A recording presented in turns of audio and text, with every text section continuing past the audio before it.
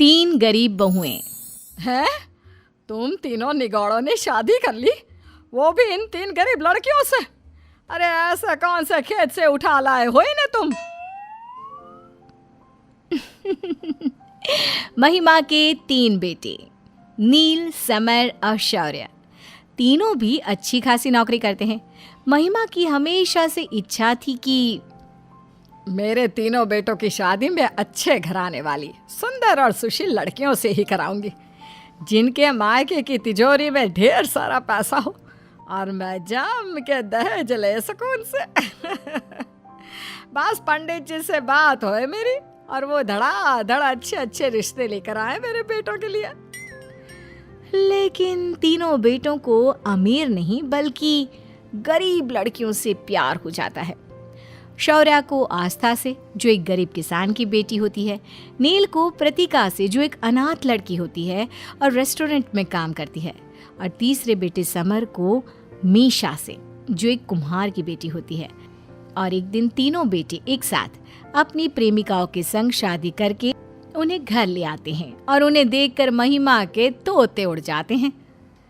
ये क्या बेहूदगी है, तुम तीनों ने मेरी रजामंदी के बिना ही शादी कर ली, और वो भी इन तीन गरीब लड़कियों से। अरे एक फूटी कोड़ी नहीं दे सकती ये तीनों, दहेज तो बहुत दूर की बात है। माँ, हमें पता था कि आप इस शादी के लिए राजी नहीं होगी, क्योंकि हमें तीन गरीब लड़कियों से प्रेम है। लेकिन माँ, हम तीनों भाई अपनी अपनी बीवियों से बहुत प्यार करते हैं। हाँ माँ, और आप अपनी ये दहेज जैसी दकियानुसी बातें अपने पास ही रखिए, हम इसे बिल्कुल भी बढ़ावा नहीं देंगे। इंसान पैसों से नहीं, दिल और मन से अमीर होता है। सॉरी माँ, लेकिन अब जिस राह पर चल रही हो ना, वो बहुत गलत है। दहेज जैसी प्रथा बहुत गलत है। अरे चुप रहो तुम तीनों बेवकूफो, दिमाग तो तुम तीनों भी कहीं बेच कर आए हो, जो इन तीनों के प्यार में जोगी बन गए हो। चाहे जो हो जाए, मैं इन तीनों गरीब बहुओं को कभी नहीं अपनाऊंगी। फिर भी तीनों शादीशुदा जोड़े महिमा की पैर छूकर आशीर्वाद लेते हैं। महिमा अब तीनों बहुओं के पीछे हाथ धोके पड़ जाती है, उन्हें अपने बेटों से दूर करने के लिए। वो जानबूझकर महंगे कांच के बर्तन तोड़ती फूटती है और सारा इल्ज़ाम अपनी तीनों बहुओं पर थोप देती है। हाय राम, देखो मेरे तीनों सपूतों, देखो कैसे तुम्हारी इन त्रिमूर्तियों ने महंगे बर्तनों का सत्यानाश कर दिया। अरे माना कि ये तीनों एकदम बढ़िया स्वादिष्ट लाजवाब खाना बनाती है, लेकिन ये सब क्या है? लेकिन सासू माँ, वो गलती से। अरे चुप, खबरदार जो मेरे साथ जुबान लड़ाई तो। तुम तीनों गरीब कहीं की, तुम तीनों ने कभी देखे भी है क्या ऐसे कांच के बर्तन? अरे कैसे देखे होंगे मिट्टी के लोग जो ठहरे। माँ बस भी कीजिए। तीनों बहुएं खूब उदास हो जाती है। महिमा अपने बेटों को उनकी बीवियों की तरफदारी करते देख और भी ज्यादा गुस्सा हो जाती है और वो उस सब का गुस्सा बहुओं पर उतारने लगती है। ए मिश्रा बहू, तू आज सारे कमरे और हॉल का एरिया साफ करेगी, एक भी धूल का निशान नहीं दिखना चाहिए मुझे। और तो प्रतिका बहू, छत और आंगन साफ करेगी। आस्था मैडम, पहले पूरी रसोई को साफ करोगी और फिर मसाले कुटोगी और फिर सबका खाना बनाओगी। और आज 12 पकवान बनाने हैं तुम्हें, अलग अलग प्रकार के, और बेसन के लड्डू भी। ठीक है सासू माँ, ठीक है सासू माँ, ठीक है सासू माँ। महिमा ऐसे ही तीनों बहुओं को दिन रात किसी न किसी काम में व्यस्त रख देती और उन्हें 1 मिनट के लिए तक चैन की सांस नहीं लेने देती। इन तीनों बहुओं के साथ तो ऐसी बदसलूकी ही करनी चाहिए। अमीर लड़के देखे नहीं कि बैठ गई कुंडली मारकर मेरे तीनों बेटे के जीवन में। ये तो बस ट्रेलर है, पूरी पिक्चर तो अभी बाकी है। आगे आगे देखना कैसे कमर तोड़ काम करवाती हूँ इन तीनों से, इतना कि ये तीनों की तीनों थक हार कर खुद ब खुद मेरे घर से और मेरे बेटों की जिंदगियों से चली जाए। महिमा अपनी चालें चलना बंद नहीं करती और वो रोज़ाना तीनों बहुओं को किसी न किसी मुसीबत में फंसाकर उन्हें उनके पतियों से भी डांट खिलाती। ये क्या है आस्था, तुमने मेरी पूरी शर्ट जला दी। यू नो कितनी एक्सपेंसिव थी ये। ना तो कभी ऐसे महंगे कपड़े देखे होंगे और ना ही कभी इस्त्री इस्तेमाल की होगी। ऐसा मत कहिए शौर्य जी। व्हाट द हेल यार प्रीतिका, रूम का एसी और टीवी दोनों खराब कर दिया। सच में तुमसे प्यार करके मैंने बहुत बड़ी गलती की है। लेकिन मैंने तो टीवी को हाथ भी नहीं लगाया और ना ही एसी ऑन की। तो ये सब क्या अपने आप बिगड़ गया? मैं कह रही हूँ ना समर जी कि मैंने आपकी फाइल्स और घड़ी नहीं घुमाई। चुप रहो अब। तुम जैसे लो क्लास लोगों को क्या पता महंगी चीज़ों की अहमियत। खिलौना नहीं होता सब कुछ। तुम्ही ने घुमाया है मेरी 8,000 वाली वॉच। महिमा हॉल में ये सब सुनती है और बहुत हंसती है।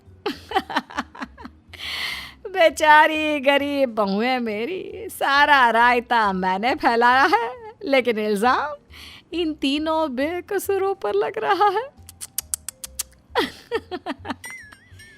तीनों बेटों बहुओं के रिश्तों में दरारें आ जाती हैं। एक दिन तीनों बेटों की नौकरी छूट जाती है। क्या? लेकिन कैसे? वो हमारे कंपनी के ऑनर की मौत हो गई और उनका बिजनेस आगे चलाने के लिए कोई भी नहीं है, इसलिए। अब क्या होगा? तुम तीनों में से तो कोई कुछ ना बोले वही सही होगा। तुम तीनों की वजह से ही मेरे बेटों का ये हाल है। पनौती हो तुम तीनों, पनौती। हम इंटरव्यूज देंगे अभी कहीं पर, लेकिन आज के टाइम में जॉब मिलना मानो कलयुग में भगवान को ढूंढने जैसा हो गया है। फिलहाल तो 1 हफ्ते का खर्च निकल जाएगा। दिन बीतते हैं और घर में पैसों की समस्या खत्म ही नहीं होती। और तो और तीनों बेटों को कहीं भी नौकरी नहीं मिलती। उसी बीच एक दिन महिमा की तबीयत बहुत गंभीर रूप से खराब हो जाती है और उसे अस्पताल ले जाया जाता है। डॉक्टर कहते हैं कि उसे दिल की बीमारी है और जल्द से जल्द ऑपरेशन करना होगा, जिसके लिए पूरे 30 लाख रुपए लग जाएंगे। सभी काफ़ी परेशान हो जाते हैं। अब हम क्या करेंगे? अगले 2 हफ्तों में अगर हमने पैसे नहीं इकट्ठा किए तो बहुत देर हो जाएगी। मिला जुला के हमारे पास 15 लाख रुपए हैं और 15 लाख की ज़रूरत है बस। तभी तीनों बहुएं आपस में कहती हैं, सुनो, मेरे पास एक सुझाव है। हम तीनों भी बढ़िया खाना पकाते हैं और खाना एक ऐसी चीज़ है जिसके लिए कोई भी पैसे खर्च करने से पहले नहीं सोचता। तो हम घर से टिफ़िन सर्विस शुरू करें क्या? आइडिया तो बहुत अच्छा है, लेकिन हम ये करेंगे कैसे? मेरी चाची भी टिफ़िन सर्विस करती हैं। दिन के 500 से 1000 डब्बे बेचेंगे। स्टेशन पर, नुक्कड़ पर, ऑफिस और बैचलर लोग हमारे टारगेट पे रहेंगे, क्योंकि उनसे हमें बहुत मुनाफा होगा।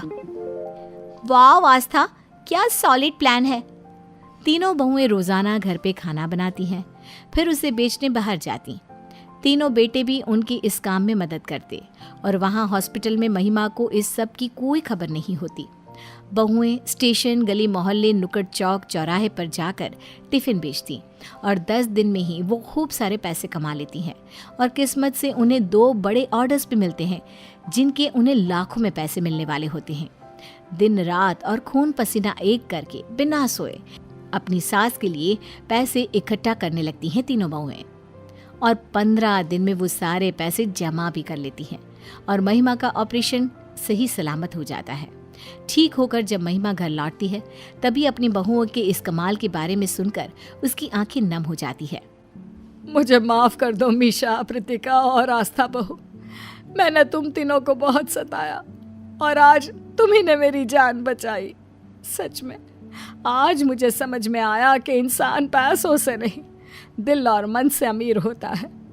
मैं खुद को बहुत खुशकिस्मत समझती हूँ कि मैं तुम तीनों जैसी होनहार, निडर और मेहनती बहुओं की सास हूँ। तीनों बहुएं सास के गले लगती हैं और वो तीनों आगे भी अपना टिफिन बिजनेस जारी रखती हैं और महिमा अपनी तीनों बहुओं के साथ स्नेह और ममता से पेश आती है।